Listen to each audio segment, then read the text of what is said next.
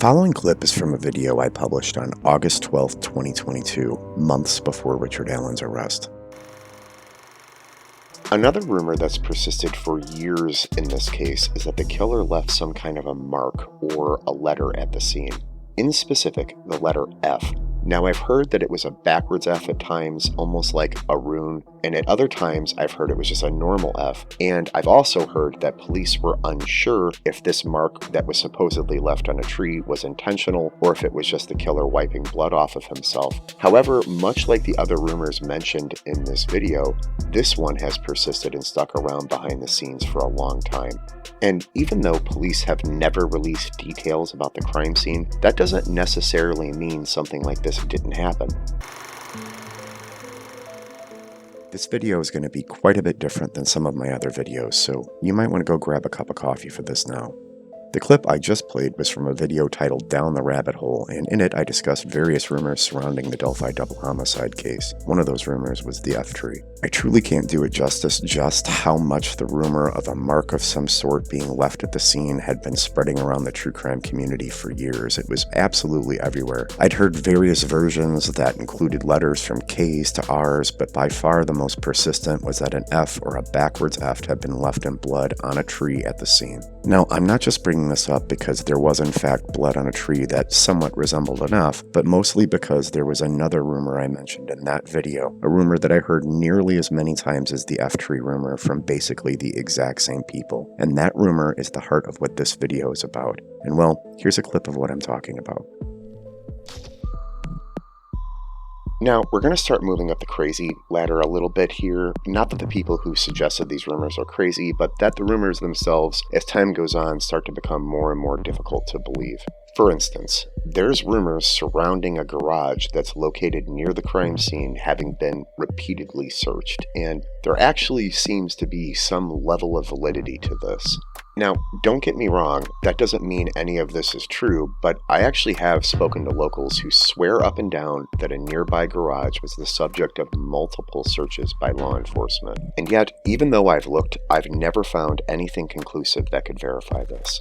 In the end, if it's true, all this really does is seem to find even more ways to raise even more questions, namely, why? Why on earth would a garage have been so important that law enforcement would have searched it multiple times? Much like the F tree, I'm never going to do it justice just how many times I've heard this rumor and its multiple variations, and it came from multiple people that were completely independent of one another. Some of the rumors claim that the killer actually left items at the garage and came back on a motorcycle to retrieve them later in the evening. I've heard that the garage is where the killer stopped to clean himself up after the crime. I've even heard that the killer actually used the garage as the possible initial crime scene. All of which I want to stress are just rumors, but they're rumors that have been consistently popping up over the last few years, and just like the F tree, this rumor just won't seem to go away. Recently on Reddit, someone posted this screenshot, which is supposedly from the account used by the man who leaked crime scene information stolen from the defense team. That man went on to take his own life, so I'm not going to be discussing him outside of this post, but as you can see, he seems to be referencing the garage I mentioned in my video. The context of his post is kind of vague. He may well be responding to someone else mentioning the garage, but if that's the case, this man, who we all know had direct knowledge of the case, isn't exactly shooting the whole garage rumor down. Then, there's this screenshot, which is allegedly from Kay Weber herself, the owner of the garage, stating that law enforcement had been grilling her and her son so much that she herself questioned her own son directly as to whether or not he was involved in the murders. Now, obviously, that family almost certainly had no involvement. I only show this because law enforcement coming down on that family early on would make sense if they found something at or near the garage that was linked to the crime. And if all of that isn't enough, consider that years ago, the inside source who told Gray Hughes Investigates there was a second, younger sketch long before that sketch was made public actually called into Gray's show to discuss the case, where, during his call, there was a moment where it seemed like this man wanted to talk about something else that I believe was the garage before Gray stopped him. I spent days going through Gray's old videos trying to find this particular call-in, but Gray has thousands of videos and I just couldn't find it. But I remember the call-in because I'd already heard about the garage at that point, and here was yet another completely independent person, a person who had proven himself to have intimate knowledge about the case, who seemed to know something was up at the garage at the south end of the bridge. Now, maybe it's all just a rumor, but it's a rumor with a lot of smoke behind it, and at the very least it brings up some interesting questions, because if we're going to discount the rumor based on the idea that the killer would have gone in the opposite direction of his car to go to the garage after the crime, then we need to address the fact that absolutely none of the killer's movements that day have ever made any sense to me whatsoever. Specifically, why did the killer cross the creek in the first place? This one detail has always bothered me so much that I truly think it's what initially got me so invested in wanting to understand this case. Because the wooded area just off the private drive was arguably just as secluded as the location that the girls were found in, so there was no real point to crossing the creek and exposing themselves to the wide open area of the creek bed. And if you're going to make the argument that the girls actually ran from the north side and that's why they crossed the creek, you need to find a way to explain how the killer managed to catch two separate girls, both who were running, who scaled an incredibly steep embankment on the south end of the creek. And suggesting that they were attacked in the creek and moved to where they were found requires explaining how someone managed to lift a 200-pound lifeless body up the embankment and why there was a bullet found between the girls' bodies. The creek has always been the most bizarre detail of this case, and as of now, the only explanation that I've ever heard that seemed to slightly be possible still has some pretty glaring issues with it.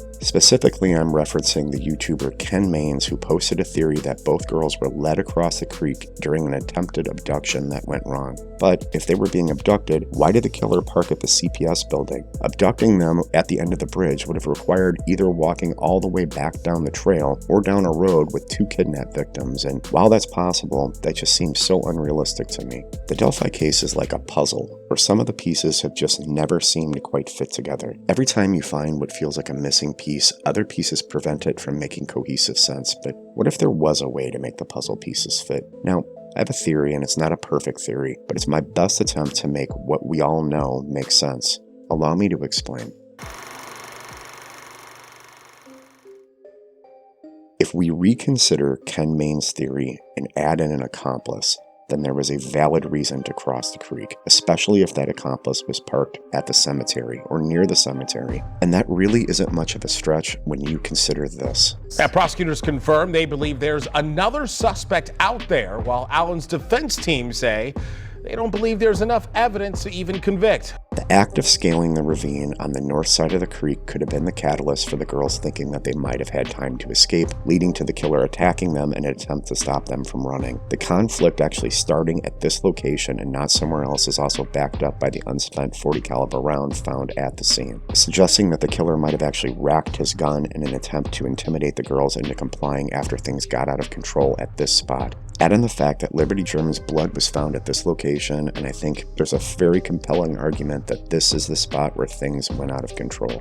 Now, almost all the information found about the owner of the garage online suggests that the owner was actually out of town during the time of the murders, something that a local to Delphi might have well known. So the abduction site was at the far end of a bridge near an unoccupied home that the killer may have well known in advance would have given him the privacy he needed to abduct them from that spot. But more importantly, the killer was now covered in blood after things went wrong, and he needed to stash his coat, and leaving it at the scene was not an option. That coat almost certainly had his DNA on it, and through sweat or skin cells could have been directly linked back to him, so leaving it at the scene wasn't an option. And we know that the killer wasn't wearing this blue coat when he left the scene that day, because when he was seen by a witness, he was described as wearing a tan or brown jacket, much like this hoodie it appears Bridge Guy is wearing underneath that blue coat. So the rumor about the killer leaving his coat or items at this garage would make sense if you consider that the garage has its own private driveway and it's fairly secluded, and Richard Allen returning on his motorcycle to retrieve those items would not have drawn that much attention. All of which is consistent with items that were taken during the search of Richard Allen's home, which included a motorcycle cover. If law enforcement had been suggesting that the killer actually parked his car at the CPS building, why would police need Richard Allen's motorcycle cover? Without the rumor of the garage and the private drive and the story of the motorcycle, I can't think of a single reason law enforcement would need to take something involving his motorcycle. I tried to be really careful with this video. It contained a lot of speculation and rumors, and I think it's important to clarify again that some of the things that I discussed here are in fact just rumors. I am, however, curious what all of your thoughts about this are. Please let me know in the comments section below. And with that being said, thank you so much for watching.